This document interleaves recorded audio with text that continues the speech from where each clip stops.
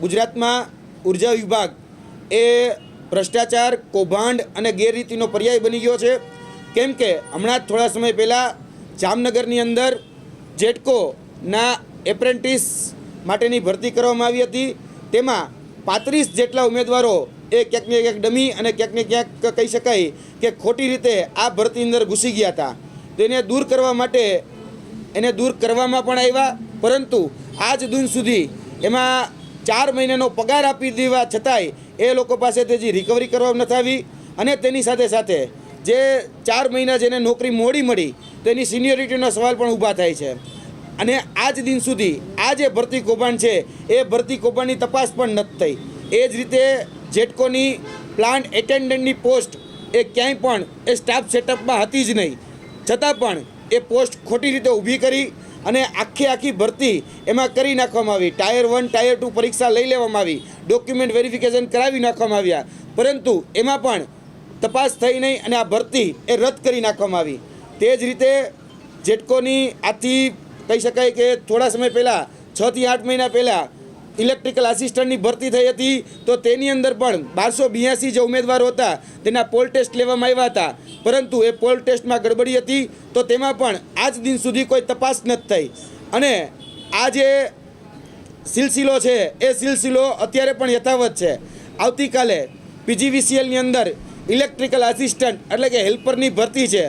લગભગ જોવા જઈએ તો હજારો વિદ્યાર્થીઓ આ પરીક્ષા આપવાના છે, પરંતુ આ પરીક્ષામાં જેને કહી શકાય કે જવાબદારી સોંપવામાં આવી છે આ પરીક્ષા લેવા માટેની, એ જવાબદાર અધિકારીઓ ક્યાંક ને ક્યાંક પોતાના તાઇફાઓમાં એ વ્યસ્ત છે.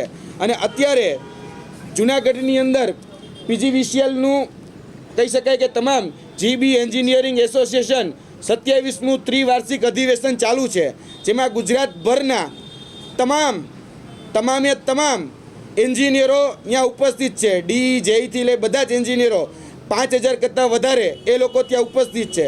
તો આ ભરતીનું શું, તેની સાથે સાથે અમારું આ માધ્યમથી એક બીજો પણ આક્ષેપ છે. જ્યારે રાજકોટની મીડિયા હાઉસમાં અમે જ્યારે છીએ ત્યારે પીજીવીસીએલની વડી કચેરી રાજકોટ ખાતે આવેલી છે, અને જે પીજીવીસીએલ અત્યારે જે કહી શકાય કે જીબી એન્જિનિયરિંગ એસોસિએશનનું 27મું ત્રિવાર્ષિક એસોસિએશન જ્યાં મળ્યું છે, તેમાં અધિવેશનની અંદર જે લાઈન નાખવામાં આવી છે એ 11 કેવીની લાઈન નાખવામાં આવી છે. તમે જોઈ શકો છો કે 11 કેવીની 2 લાઈન નાખવામાં આવી છે, જેમાં 2 ફીડરનો ઉપયોગ કરવામાં આવ્યો છે, રાજમોતી ફીડર અને એકલવ્ય ફીડર. આ એનો પુરાવો છે. હવે સામાન્ય નાગરિક, સામાન્ય ખેડૂત ને જો પોતાના વિસ્તારમાં એક ટીસી નાખવું હોય, એક લાઈન નાખવી હોય, તો હજારો પ્રકારના કાગળિયા કરવામાં આવે છે. એની મંજૂરી માટે 6-8 મહિના સુધી લબડાવવામાં આવે છે.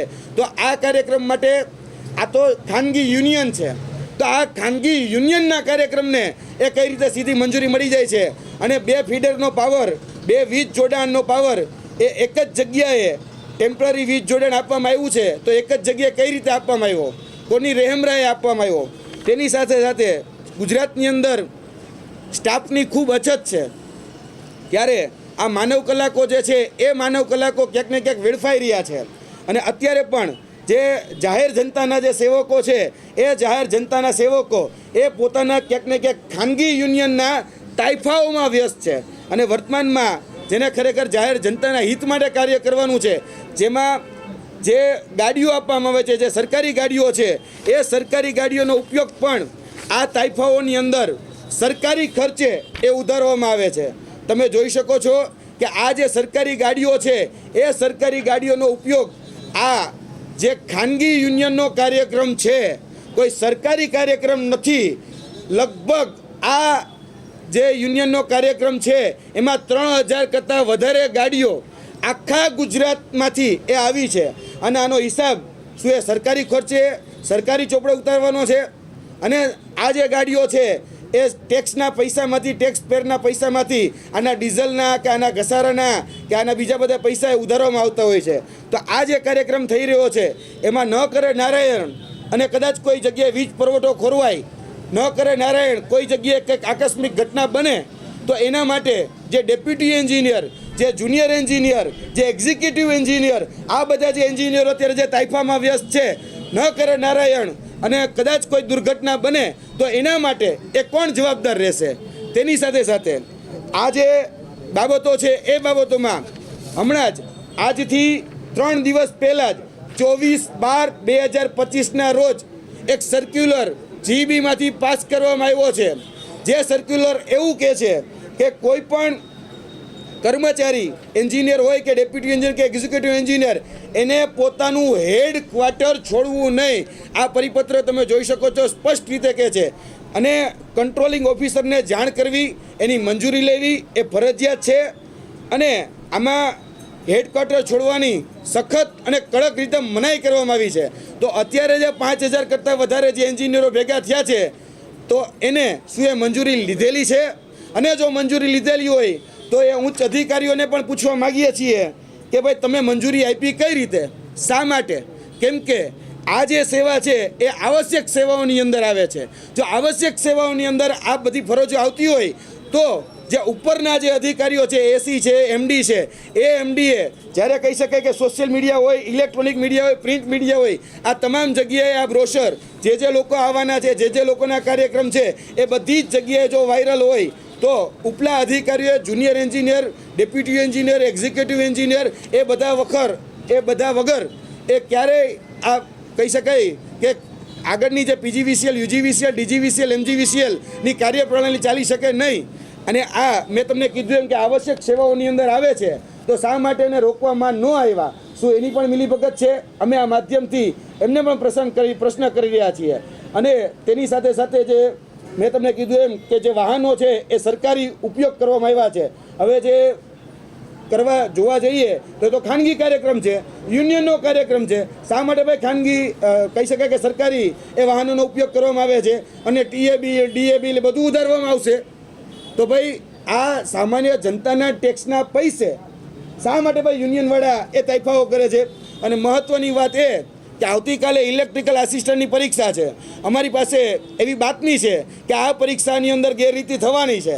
હવે આ પરીક્ષાની અંદર જો માની લો કે જે રીતે જેટકોમાં 35 જેટલા જે કહી શકાય કે એપ્રેન્ટિસશીપ લાઇનમેનના જે ઉમેદવારો હતા જેને ખોટી રીતે ગેરરીતિથી માર્ક વધારી અને ક્યાંક ને ક્યાંક ડમી લોકો ઊભા કરી અને કૌભાંડ અને ભ્રષ્ટાચાર કરી 2 લાખ રૂપિયાના વહીવટ થયા છે. એ રીતે જો ખોટી રીતે લગાડવામાં આવ્યા હોય તો આની અંદર નહીં થાય એની જવાબદારી કોણ લેશે? એટલે આવતીકાલે ખૂબ મહત્ત્વની પરીક્ષા છે. રાજકોટ વર્તુળની પરીક્ષા છે, પીજીવીસીએલ ઇલેક્ટ્રિકલ આસિસ્ટન્ટ હેલ્પરની પરીક્ષા છે. જો આની અંદર કૌભાંડ થશે, આની અંદર ક્યાંક ને ક્યાંક ભ્રષ્ટાચાર થશે, ક્યાંક ને ક્યાંક કોઈ ગેરરીતિ થશે તો જે જવાબદાર અધિકારીઓ છે એ જવાબદાર અધિકારીઓ જે અત્યારે પિકનિક મનાવી રહ્યા છે તો અમે પરીક્ષા મહત્ત્વની છે કે આ અધિકારીઓ માટે એ પિકનિક મહત્ત્વની છે એ અમે પૂછવા માગીએ છીએ. અને અત્યારે જે આ લાઈન નાખવામાં આવી છે એ લાઈન અમે જે રીતે જાણકારી છે એ પ્રમાણે 2 કિલોમીટરની 11 કેવીની લાઈન નાખવામાં આવી છે. 11 કેવીની અંડરગ્રાઉન્ડ ને ઉપર એ કેબલો છે. અમારી પાસે વિઝ્યુઅલ છે, અમારી પાસે વિડીયો રેકોર્ડિંગ છે. લગભગ જોવા જાય તો 18 થી 20 જેટલા થાંભલાનો ઉપયોગ કરવામાં આવ્યા છે. હવે આટલી લગભગ હું માનું છું એનું એસ્ટિમેટ છે ને એ લગભગ 2 કરોડ રૂપિયા ઉપરનું થઈ જાય. તો સામાન્ય નાગરિક આજે ખાલી વીજ જોડાણ લેવા જાય કે કાંઈ કરવા જાય તો એની પાસે ડિપોઝિટ ભરવામાં આવે છે. સિનિયર આસિસ્ટન્ટ જે પટેલ સાહેબ છે એની સામે જામનગરની અંદર ખાલી સસ્પેન્ડ કરવામાં આવ્યા છે અને સસ્પેન્ડ કરી અને બદલી કરી નાખવામાં આવી છે. જે 35 જેટલા ઉમેદવારો જે ખોટી રીતે લઈ ગયા હતા, 4 મહિનાથી નોકરી કરતા હતા, હવે એના છૂટા કરી અને બીજા 35 ઉમેદવારો લીધા છે, એમાં ના નથી.